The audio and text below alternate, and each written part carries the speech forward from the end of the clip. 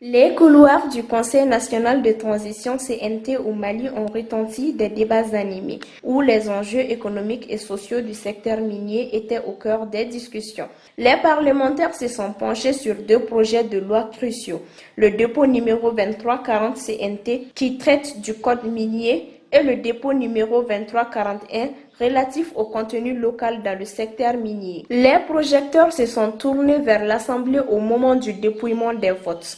Un moment de suspense qui s'est vite transformé en une claire démonstration de soutien. Les amendements ont recueilli 139 voix pour, tandis que le projet de loi lui-même a été approuvé par 141 voix, avec un impressionnant consensus. Aucune voix contre, aucune abstention. Une fois que nous avons le code qu'il faut pour le développement, il nous faut aussi maintenant des structures donc, qui sont conformes à nos ambitions.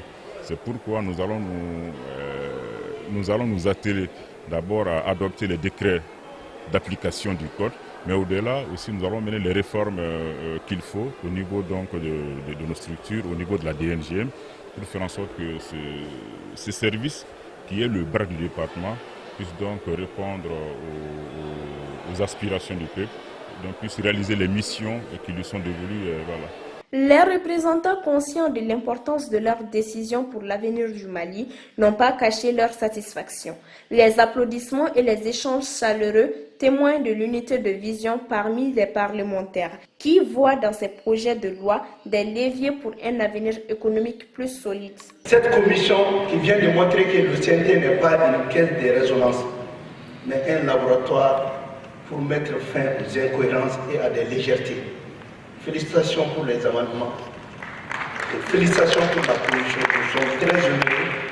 En conclusion, ces décisions unanimes au CNT reflètent la détermination du Mali à tracer une voie vers un avenir prospère, où le potentiel minier du pays est exploité de manière équilibrée tout en favorisant l'inclusion et le respect des intérêts locaux.